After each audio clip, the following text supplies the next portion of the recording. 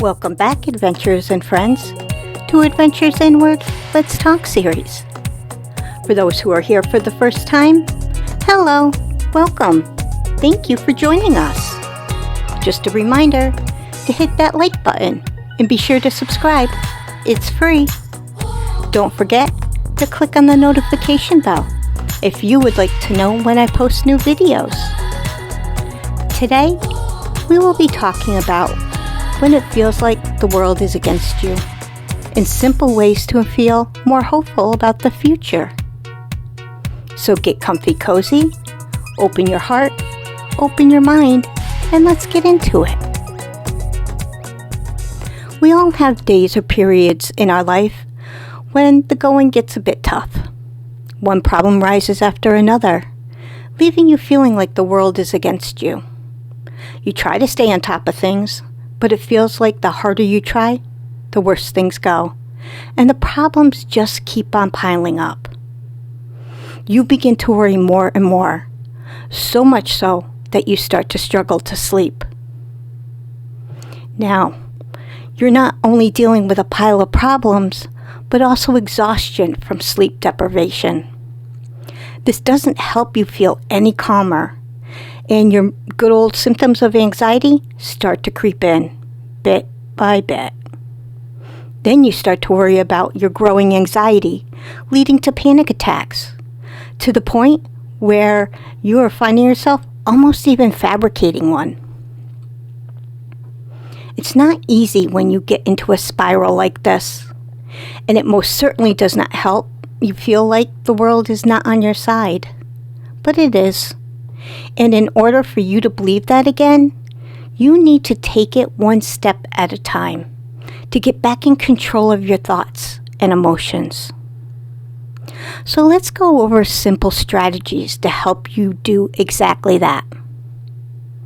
First, breathe. When you feel anxious or stressed, the first thing that gets affected is your breath. It gets tense and short, making you and your body feel more stressed. That's why the first thing you can do to feel less stress is to take control of your breath. Take long, deep breaths. Focus on nothing else except that. Ideally, use Dr. Andrew Wheel's 4-7-8 calming breath cycle with an inhale for 4 counts, holding your breath for 7, and a long exhale for 8. Do this until you start to feel yourself and your body calm down. Be kind to yourself. In these moments of difficulty, one of the worst things you can do is to get critical. Don't start beating yourself up about how you feel or how everything is your fault. This will simply make you feel worse. Instead, practice deep self-compassion. Talk to yourself as you would to a friend in need. Nurture yourself the way you would nurture a nervous child. Treat yourself the way you would treat a loved one suffering from stress. Take extra good care of yourself. Stress and anxiety take a lot out of you. Your body, mind, and soul all get a little depleted. This makes you more vulnerable to anything that you might be faced with. This is why taking extra good care of yourself becomes essential. Eat nutritiously and eat enough. Drink plenty to stay hydrated. Get as much rest as you can.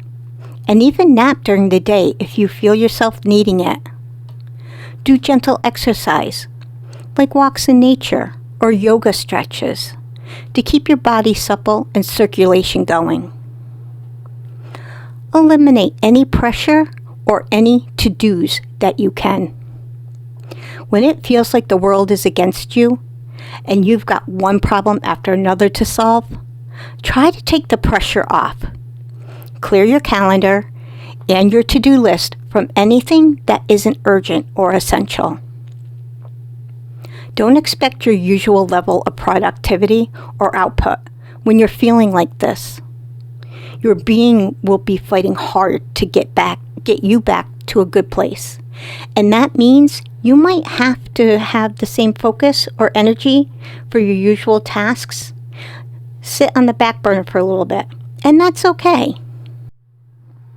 Focus on what is going right. When everything seems to be going wrong, it pays to focus on what is going right. It's easy to over-dramatize problems, especially when one comes after another. Don't make them all-encompassing.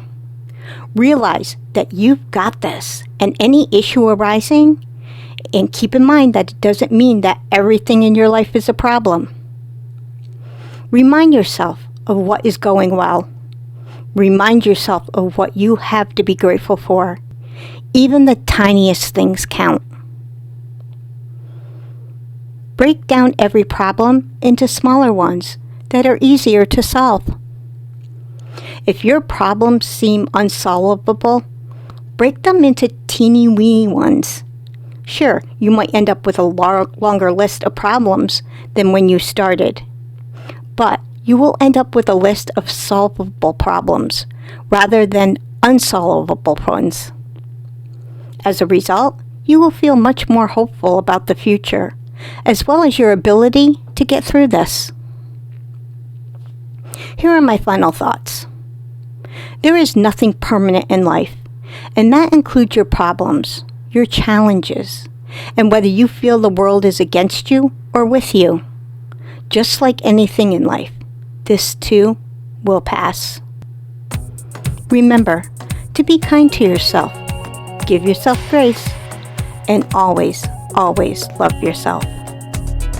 Thank you for joining me.